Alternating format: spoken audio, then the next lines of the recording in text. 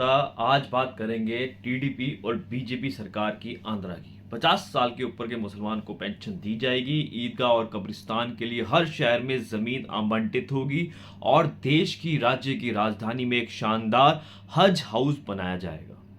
नूर भाषा कॉरपोरेशन बनाया जाएगा 100 करोड़ रुपए से और मुस्लिम फाइनेंस कमीशन के तौर पर वो 5 लाख रुपए का इंटरेस्ट फ्री लोन यानी कि ब्याज रहित ऋण वो मुसलमान को दिया जाएगा।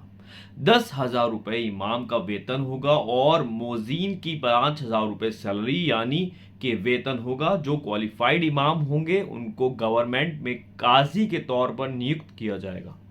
सरकारी नौकरी दी जाएगी और 5,000 रुपए हर महीने मस्जिद की देख रेख के लिए दिए जाएंगे और 1 लाख रुपए मस्जिद को सहायता दी जाएगी। इसके अलावा जानते हैं ये क्या है? ये टीडीपी चंद्रबाबू नायडू के चुनावी घोषणा पत्र। अभी चुनाव में होने अपने सरकार की घोषणा पत्र में इन सभी बातों का जिक्र किया है।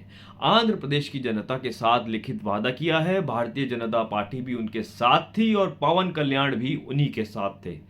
तो ज्वाइंट मैनिफेस्टो में ये वादे किए गए हैं। इसके अलावा 4% मुसलमानों को आरक्षण की बात भी इस मैनिफेस्टो में की गई है। साथ ही साथ हर मुसलमान को हज यात्रा करना मक्का जाएगा, उसको 1 लाख की सहायता भी की जाएगी।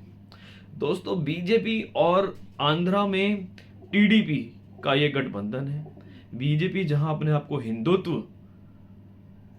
की पार्टी का सर्टिफिकेट देती है, वहीं पर ही वो मुसलमानों से अपनी दूरी हमेशा बनाए रखती है और यही उनकी शिकायत कांग्रेस से और विपक्षी दलों से रहती है कि वो मुसलमानों का साथ क्यों देते हैं।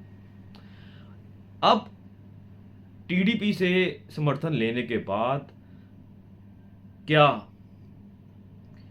बीजेपी सिर्फ और सिर्फ कुर्सी पाने के लिए कुछ भी कर सकती है? अब आप सोचिए। ये याद दिलाते हैं कि वो मुझसे बहुत सीनियर है। भाई, इसमें क्या विवाद है? आप सीनियर है, इसलिए आपके सम्मान में मैंने कभी कोई कमी नहीं छोड़ी है। आप सीनियर है दल बदलने में, आप सीनियर है नए नए दलों से गठबंधन करने में, आप सीनियर है अपने खुद के ससुर की पीठ में छुरा भोंकने में। अरे आप सीनियर है एक चुनाव के बाद दूसरे चुनाव में हारने में, एक चुनाव के बाद दूसरे चुनाव में हारने में, और मैं तो उसमें सीनियर हूं नहीं। आप सीनियर मित्रों, इनके मन में है कि चुनाव के बाद मोदी जी की सरकार आएगी तो फिर से एनडीए में चले जाएंगे।